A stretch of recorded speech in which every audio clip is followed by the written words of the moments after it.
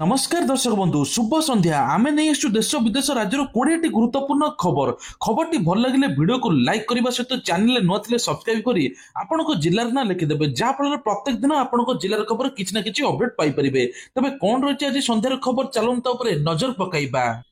प्रथम खबर निर्माण हेब लोकसेवा भवन एनेकी पूर्तमंत्री बड़ सूचना मास्टर प्लान अनुमोदन पर हेब व्यय अटकल वर्तमान लोकसेवा भवन 68 वर्ष पुराना होइतिबा बेले पार्किंग समस्या रोथबारु नुआ लोकसेवा भवन निर्माण पर चिंता करिसंती सरकार। विधानसभा पूर्तमंत्री पृथ्वीराज हरिचंदन लिखित उत्तर में कहुଯାଇଛି।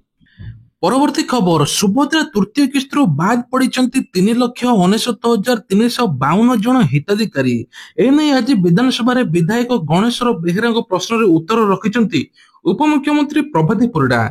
द्वितीय किस्तु 1,83,750 जन बाद पड़ता बेले प्रथम किस्ती 1,80,00,000 जन पाई एबे कहुचे चतुर्थ किस्ती मिलवा जाउची जो माने बाद पड़ी फिजिकली भेरिफिकेशन करा जदि प्रकृत में योग्य थे सुभद्रा टंका मिलियो बोली उपमुख्यमंत्री प्रभाती परिडा सूचना देइचंती। सेपटे आउ गोटे बड़ घोषणा कर भुवनेश्वर निर्माण हेब सुभद्रा शक्ति बजार आगामी दिन में प्रत्येक जिलार सुभद्रा शक्ति बजार खोलिबो एने विधानसभा आज लिखित उत्तर रखिंट उपमुख्यमंत्री प्रभाती परिडा। परवर्ती खबर रोचे सेप्टेम्बर 27 तारिख में ओडिशा गस्तर आसुचंती प्रधानमंत्री नरेंद्र मोदी। ओडिशा आसी प्रधानमंत्री ब्रह्मपुर रंगेईलुंडा एयर स्ट्रिप पड़िया हेबाकु जाउची सेवा पर्व कार्यक्रम। प्रधानमंत्री गस्त को दृष्टि रखी मुख्यमंत्री मोहन चरण माझी अध्यक्षतार आज एक प्रथम बैठक अनुष्ठित होता। प्रधानमंत्री गस्त को दृष्टि रखी मुख्यमंत्री मोहन चरण माझी शुक्रवार दिन लोकसभा भवन एक बैठक प्रस्तुत करते। तेबे सेवा पर्व कार्यक्रम लोकों योजना रखिंट तेबे गरीब लोक मैंने किभली सहायक हेबे कौन कौन असुविधा अच्छे सब किसी डिटेल्स आलोचना हेबो। आ 27 तारिख दिन प्रधानमंत्री युव समावेश को उद्बोधन दे समग्र भारत वर्षर युव समाज को वार्ता देबे। या सहित बहु प्रकल्प शुभ देबे एवं घोषणा करिवे। राज्य में 9,877 जन शिशु पुष्टिहीनतार शिकार।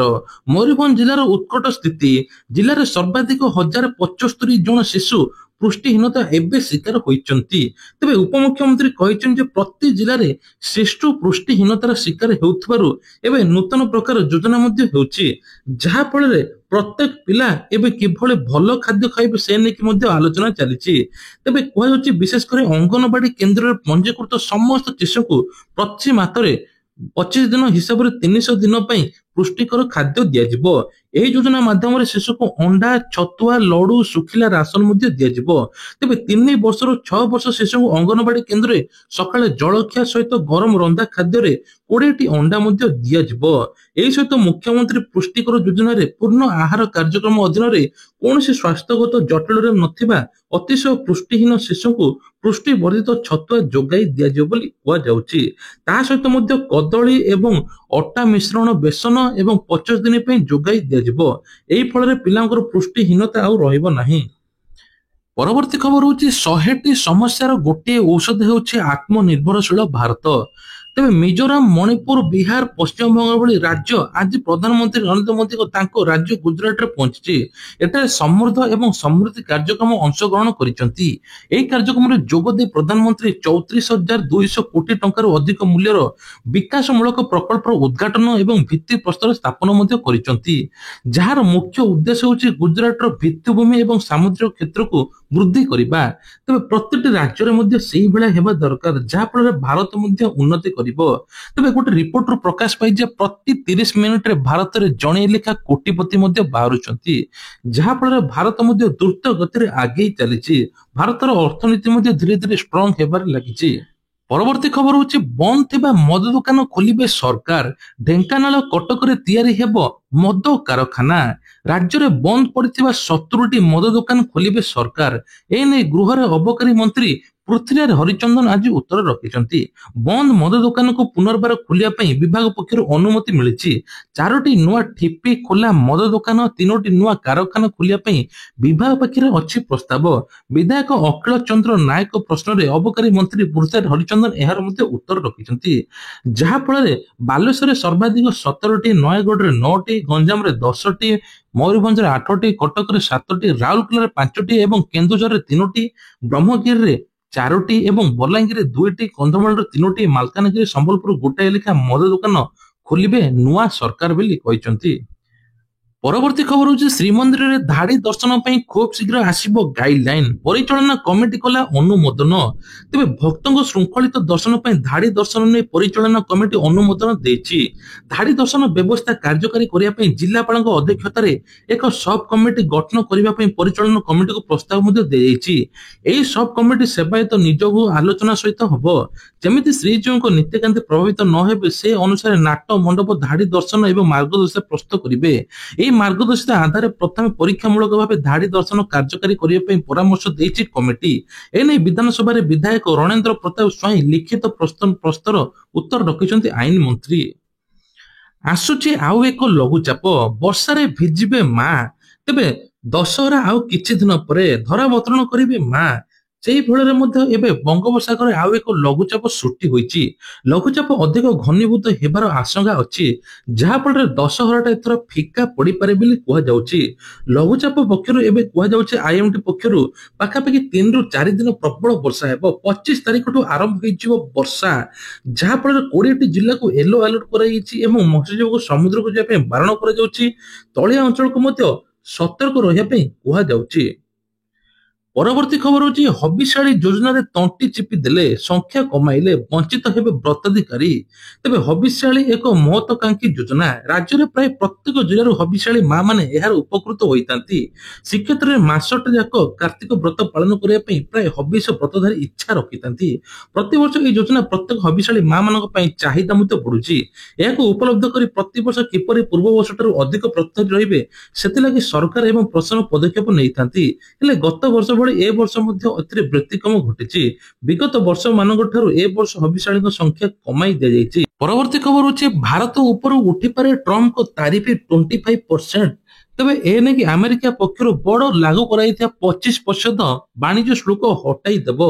या छडा पारस्परिक मध्य शुल्क 10 ରୁ 15% ह्रास हेबो।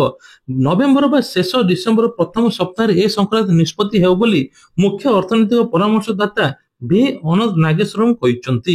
भारत अमेरिका वाणिज्य चुक्ति उपर अग्रगति नहीं संकेत प्रदान करिबा एवं रूस रो तेल किणाकु नहीं ट्रम्प प्रशासन भारत उपर लागू करथिया 25% अतिरिक्त तारिफ हटाइबा पई घोषणा मध्ये होईछि, जहा फଳରେ किछि जिनिस मध्ये कम दर रे मिलिबो, सस्ता होई जिवो जिनिस। परवर्ती खबर होची आज आरंभ होईछि विधानसभार मौसुमी अधिवेशन। 17तम विधानसभा चतुर्थ अधिवेशन आसंता 25 तारिख तक चलिबो। अधिवेशन मोट 7टी कार्य दिवस रहिछि। दिवंगत सदस्य उद्देश्य शोक प्रस्ताव आगत रखिछंती मुख्यमंत्री मोहन चरण माझी। दिवंगत विधायक राजेंद्र ढोलकिया, आसीन सदस्य पूर्वतन मंत्री स्वर्गत विभूति भूषण सिंह मद्राज, पूर्वतन उपबाचस्पति एवं राष्ट्रमंत्री स्वर्गत प्रसन्न कुमार पट्टनायक एवं पूर्वतन स्वर्गत करेन्द्र माझी एमानकर समस्त आज ओडिशा पुलिस एवं समस्त मिसाई आज पाखापाखि शोक प्रस्ताव को समर्थन करथिले विरोधी दल उपनेता प्रसन्न आचार्य। परवर्ती खबर होची दिनकु दिन सुना दर आकाश छुआ होईची। 2025 चलित वर्ष सुनार मूल्य वृद्धि पाइची, जहा फଳରେ पाखापाखि 10 ରୁ 12 हजार टका मध्ये वृद्धि पाइची। स्पॉट बाजार सुनार मूल्य 11% वृद्धि पाइची। यह रूपा मूल्य ठारू 12% उपरକୁ मध्ये उठिची। एभଳି स्थितिरे सुना दर मध्ये पाखापाखि कुआ जाउची 1.5 लाख छुइबो। एबे सुनार मूल्य 10 ग्राम पिछा 1,25,000 छुइबो। तबे ता फळे मध्ये कुआ जाउची जे रूपार दर मध्ये दिनकु दिन ता पछकु मध्ये बढ़ी चलिछि। रूपार दर मध्ये 1,26,000 होई जाइछि। एभଳି स्थितिरे गोटे गरीब लोकटे सुना किनिया पे 10 थर मध्ये भाबुछि। परवर्ती खबर होची एथर मां समलेईक मंदिर रे व्यवहार हेबो ओमफेड घिओ। ओमफेड घिओ व्यवहार नै मंदिर ट्रस्ट बोर्ड पक्षर निष्पत्ति नियैछि। गर्भगृह रे अखंड दीप महाआळती पई व्यवहार ए घिओ ऊपर व्यवहार करा जिवो। मंदिर रे पवित्रता एवं सेवायत स्वास्थ्य को दृष्टि रखी एभଳି निष्पत्ति मध्ये निया जाइछि। एने बोर्ड पक्षर मध्ये बड़ घोषणा मध्ये होइछि। परवर्ती खबर ଲଞ୍ଚ ହେଲା ନୂଆ ଫିଚର, ଥରକରେ କରନ୍ତୁ କ୍ଲିକ୍ ଏବଂ ଇପିଏଫ୍ ର ଟଙ୍କା ମଧ୍ୟ ତୁରନ୍ତ ଆସିବ। ତେବେ କୁହାଯାଉଛି ଯେ ଇପିଏଫ୍ ର ନୂଆ ଫିଚର ଲଞ୍ଚ ହୋଇଛି। ନୂଆ ମେମ୍ବର ପୋର୍ଟାଲରେ ନୂଆ ଫିଚର ପାସବୁକ୍ ଲାଇଟ୍ ଲଞ୍ଚ ହୋଇଛି। ଏହି ଫିଚର ସାହାଯ୍ୟରେ ସବସ୍କ୍ରାଇବର ନିଜର ମଧ୍ୟ ଇପିଏଫ୍ ପାସବୁକ୍ ର ସରଳ ଭର୍ଜନ ସିଧାସଳଖ ଦେଖିପାରିବେ। ଅର୍ଥାତ୍ ଏଟିଏମ୍ ରୁ ମଧ୍ୟ ଟଙ୍କା ଉଠାଇ ପାରିବେ। ସିଧାସଳଖ ନିଜର ମେମ୍ବର କଣ୍ଟ୍ରିବ୍ୟୁସନ ବାହାର କରିଥିବା ଟଙ୍କା ବାଲାନ୍ସ ସବୁ କିଛି ମଧ୍ୟ ଚେକ୍ ହୋଇପାରିବ ବୋଲି କୁହାଯାଉଛି। ପରବର୍ତ୍ତୀ ଖବର ହଉଛି ଆସନ୍ତା 23 ତାରିଖରେ ବିଧାନସଭା ଘେରାଉ କରିବ ବିଜେଡି। ମୋହନ ସରକାର ପଞ୍ଚାୟତରାଜ ବ୍ୟବସ୍ଥାରେ ଜନପ୍ରତିନିଧି କ୍ଷମତାକୁ ସଂକୁଚିତ ଅଭିଯୋଗ ଆଣିଛି ବିଜେଡି। ଏନେଇ ପ୍ରେସମିଟ୍ କରି ସୂଚନା ଦେଇଛନ୍ତି ବରିଷ୍ଠ ଉପସଭାପତି ଦେବୀ ପ୍ରସାଦ ମିଶ୍ର ଓ ପ୍ରମିଳା ନାୟକ ଏବଂ ଅରୁଣ ସାହୁ। ସେପଟେ ବିଜେଡିର ବିଧାନସଭା ଘେରାଉକୁ ନେଇ ବିଜେପି ବିଧାୟକ ଟଙ୍କଧର ତ୍ରିପାଠୀ କହିଛନ୍ତି ଯେ ବିରୋଧୀ ଦଳ ଓଡ଼ିଶାବାସୀଙ୍କୁ ବିଭ୍ରାନ୍ତ କରିବା ପାଇଁ ଅପଚେଷ୍ଟା କରୁଛନ୍ତି। ପରବର୍ତ୍ତୀ ଖବର ହଉଛି ବୁଲା ଗୋରୁ ବିପଦର ମୁକାବିଲା ଯୋଜନା। ନିରାପଦ ଯାତ୍ରା ଏବଂ ସୁରକ୍ଷିତ ସଡ଼କ ପ୍ରତି ନିଜର ପ୍ରତିବଦ୍ଧତାକୁ ଦୋହରାଇ ରାଜପଥ ଏବଂ ରାସ୍ତାଘାଟରେ ବୁଲୁଥିବା ଗାଈ ଗୋରୁଙ୍କ ସମସ୍ୟାର ସମାଧାନ ପାଇଁ ଓଡ଼ିଶା ଏକ ନିର୍ଣ୍ଣାୟକ ପଦକ୍ଷେପ ନେଉଛି। ରାଜ୍ୟରେ ସଡ଼କ ସୁରକ୍ଷା ବୃଦ୍ଧି କରିବା ସହିତ ମଣିଷ ଏବଂ ପଶୁ କଲ୍ୟାଣ ଉଭୟଙ୍କ ସୁରକ୍ଷା ଦୃଷ୍ଟି ରଖାଯିବ।